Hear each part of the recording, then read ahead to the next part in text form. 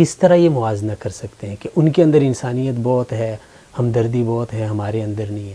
وہ شوہر بھی کہتا ہے اوکے گو اہیڈ، چلے جاؤ، مجھے کوئی اعتراض نہیں۔ جو آدمی اللہ کو بصیر نہیں سمجھتا وہ چوری بھی کرتا ہے، وہ جھوٹ بھی بولتا ہے۔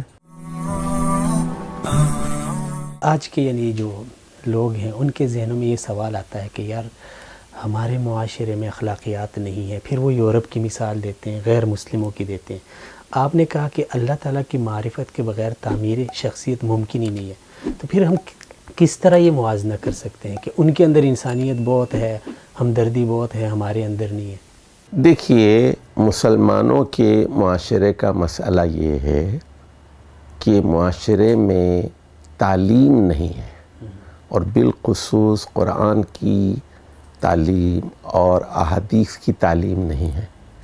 لوگ کلمہ پڑھ لیتے ہیں، لا الہ الا اللہ محمد الرسول اللہ کہہ لیتے ہیں، لیکن اللہ کی صفات، اللہ کے اسما کے بارے میں نہیں جانتے۔ اور جتنی توحید مکمل ہوتی ہے اس کی شخصیت کی بھی اچھی ہوتی ہے، اور جتنی توحید ناقص ہوتی ہے شخصیت بھی کمزور ہوتی ہے۔ تو جو آدمی اللہ کو بصیر نہیں سمجھتا وہ چوری بھی کرتا ہے، وہ جھوٹ بھی بولتا ہے۔ جس کے دل میں خوف خدا نہیں ہوتا اور اللہ کو ایک زندہ خدا کی حیثیت سے، ایک فعال خدا کی حیثیت سے وہ دیکھتا اور سمجھتا نہیں ہے، تو اس کی شخصیت ناقص ہوگی۔ اب آ جائیے دوسری بات یہ کہ جو اخلاقیات ہے اس کی تعلیم ہمیں بہت کم دی جاتی ہے۔ مثال کے طور پر کہ اسلام میں گفتگو کا کیا اخلاق ہے، لباس کا کیا اخلاق ہے، اور اخلاقیات میں بھی دوسری صنف کے ساتھ ہمارا کیا برتاؤ ہونا چاہیے، تو اسلام کا ایک پورا نظام اخلاقیات ہے۔ اس کے برخلاف مغرب کا ایک اپنا نظام اخلاقیات ہے۔ ذرا اس کو سمجھنا بہت ضروری ہے۔ تو ہمارے وہ لوگ جو اسلام کا مکمل علم نہیں رکھتے اور جو مغرب کو بھی نہیں سمجھتے، اللہ کا بڑا کرم ہے کہ اللہ تعالیٰ نے مجھے 21 سال کی عمر میں مغرب جانے، مغرب کو دیکھنے، وہاں تعلیم حاصل کرنے اور مغرب کو سمجھنے کا موقع عطا فرمایا، اور اللہ تعالیٰ نے مجھے قرآن اور حدیث کا راست عربی زبان کا کچھ علم بھی عطا فرمایا۔ تو اب اس فرق کو سمجھ لیجئے کہ اسلامی اخلاقیات کیا ہیں اور مغربی اخلاقیات کیا ہیں۔ مثال کے طور پر اسلام کہتا ہے وَلَا تَقْرَبُوا الزِّنَا، زنا کے نزدیک مت جاؤ، اور زنا کی سزا مقرر کر دی گئی، شادی شدہ کے لیے رجم اور غیر شادی شدہ کے لیے 100 کوڑے۔ تو یہ ایک فوجداری جرم بھی ہے، ایک اخلاقی جرم بھی ہے۔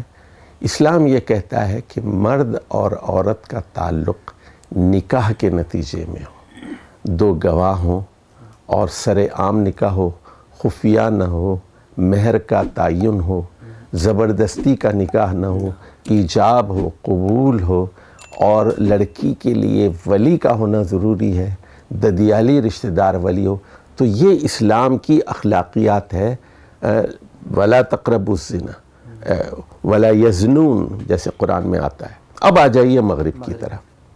مغرب نے زنا کے لیے 3 الفاظ وضع کیے ہیں۔ نمبر وہ یہ کہتے ہیں، نمبر 1 کہ ایک فورنیکیشن ہے۔ فورنیکیشن کا مطلب یہ ہے پری میریٹل سیکس، شادی سے پہلے لڑکوں اور لڑکیوں کا آپس میں زنا کرنا ایک دوسرے کی رضامندی سے۔ دوسرا لفظ ان کے ہاں ہے اڈلٹری۔ اڈلٹری کا مطلب یہ ہوتا ہے کہ شادی شدہ آدمی سے یا شادی شدہ خاتون کے ساتھ زنا کیا جائے۔ تیسری چیز ان کے ہاں ہے ریپ، یعنی جبری طور پر زنا کیا جائے یا جنسی تعلق قائم کیا جائے۔ اب دیکھیے ان کی اخلاقیات کیا ہے۔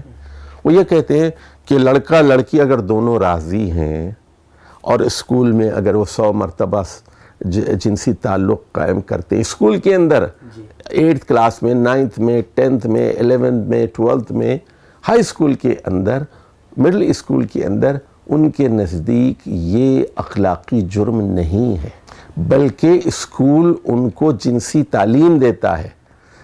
ہائی اسکول کے اندر ٹیچر خود بتاتا ہے کہ آپ لڑکا اور لڑکی آپس میں تعلق رکھ سکتے ہیں، لیکن 2 احتیاطوں کے ساتھ۔ نمبر 1، حاملہ نہیں بننا ہے، اور ہم اسکول خود ان کو کانڈومز دیتا ہے، ان کو مانے حمل چیزیں فراہم کرتا ہے، ایک چیز۔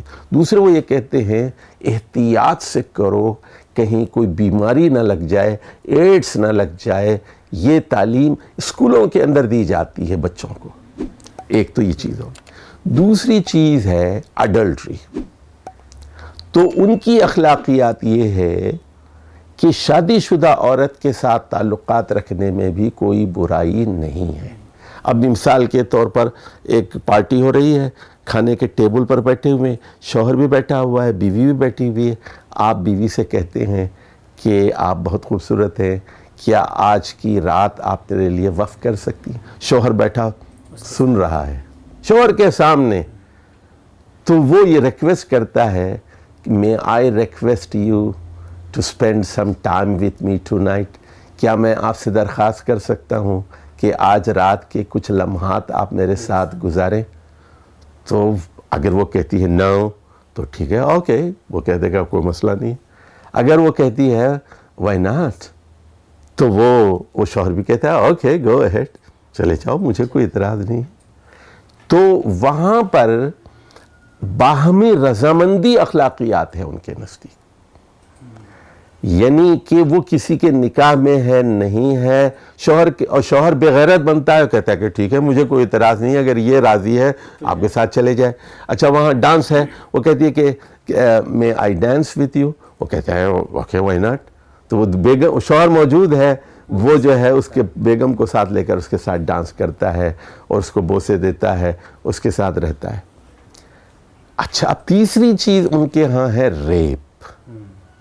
ریپ ان کے ہاں بہت بڑا اخلاقی جرم ہے، قانونی جرم بھی ہے، اخلاقی بھی ہے۔ وہ کہتے ہیں، بلکہ اخبارات میں ایسی بڑے بڑے عنوانات شائع ہوتے ہیں کہ ہنسی آتی ہے ہمیں۔ وہ کہتے ہیں مثال کے طور پر my husband raped me، میرے شوہر نے میرے ساتھ زنا کیا۔